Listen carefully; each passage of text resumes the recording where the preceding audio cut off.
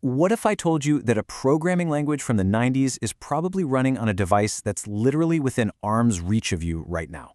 It's kind of the silent engine behind our digital world, and its name is Java. And listen, when we say it's everywhere, we're not just talking about your laptop or some websites. The actual scale of Java's influence is, well, it's almost hard to wrap your head around. It stretches into pretty much every corner of our connected lives. Okay, get ready for this number. Over 60 billion devices run on Java. Yeah, you heard that right, 60 billion. We're talking about everything from the huge servers that power global finance, to the Android phone that's probably in your pocket, to smart cards, even Blu-ray players. Its reach is just staggering. Which, of course, makes you wonder, how can a language that was born back in 1995, a totally different technological universe, still be so dominant today? Well, the answer isn't just about what Java is, it's about the massive, massive problem it was built to solve. So let's just hop in a time machine for a second. It's the early 1990s. The digital world was basically a collection of separate islands, and each island spoke its own unique language. There was no way for them to talk to each other. And if you were a programmer, this was a huge headache. See, before Java, code was completely shackled to the machine it was written for. Imagine spending months, maybe even years, writing a program for a Windows PC. And then you try to run it on a Mac, and it's just useless gibberish. You'd have to start all over and rewrite the entire thing from scratch. This was so inefficient, it was incredibly expensive, and it basically kept software trapped on its own little hardware island. And then, right into the middle of this divided world, came Java. And it came with a promise that was frankly nothing short of revolutionary. It was a promise to build a bridge between all of these digital islands. So how in the world did Java pull this off? Well, instead of compiling code directly for one specific machine, it introduced this brilliant middle step. First, a developer writes their Java code. Then, a special compiler turns it into something called bytecode. Now, here's the key. This bytecode isn't for a PC or a Mac. It's a universal intermediate language.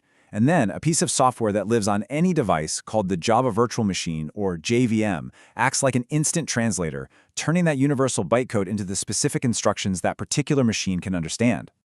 This whole process gave birth to Java's legendary motto, write once, run anywhere.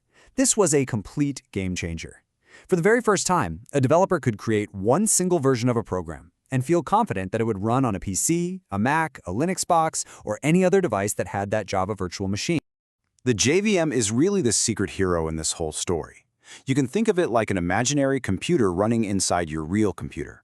Its main job, of course, is to be that universal translator. But it has another super important role. It acts as a protective sandbox. It keeps the Java program isolated from your computer's main system, which means a rogue program can't mess everything up. As the internet started to boom, this security feature became absolutely essential. But write once, run anywhere was just the headline. It was just the beginning.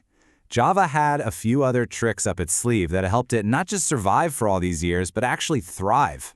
It all kicked off back in 1991 at a company called Sun Microsystems. The project's code name was Oak, and here's a fun fact. It was named after an actual oak tree that was right outside the lead developer's office window. By 1995, it was released to the world as Java. Then Oracle bought Sun in 2009, and well, the rest is history. A history that's still being written on all those billions of devices today.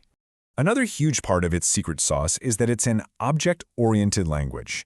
Now, I know, that sounds super technical and complicated, but stick with me. The idea is actually really clever. Instead of writing one giant, messy list of instructions, you build your code by modeling things from the real world. For instance, you could create a blueprint for a human object. You'd give it properties like name and age, and behaviors like walk and talk. This way of organizing code makes it so much cleaner and easier to reuse, which is absolutely critical for building the huge, complex applications that run our world. And on top of all that, Java was just built like a tank. It's incredibly robust, so one buggy program won't bring down your whole computer. It's secure, thanks to that JVM sandbox we were talking about. It's also multi-threaded, which is just a fancy way of saying it can juggle a bunch of different tasks at the same time, which is essential for modern apps. And after decades of work, constant improvements have made it really, really fast. So, okay, after all this history and all this theory, you might be sitting there thinking, wow, this sounds incredibly complicated. But the beautiful thing about programming, really, is that taking the first step is often surprisingly simple. This line of code right here, this is basically a rite of passage for almost every programmer. All this text, which looks kind of confusing at first, is just telling the computer to do one simple thing. Print the words, "Welcome to KG Coding," on the screen. That's it. It's the digital version of saying hello for the first time, and it's the real starting point for building all the amazing things that code makes possible.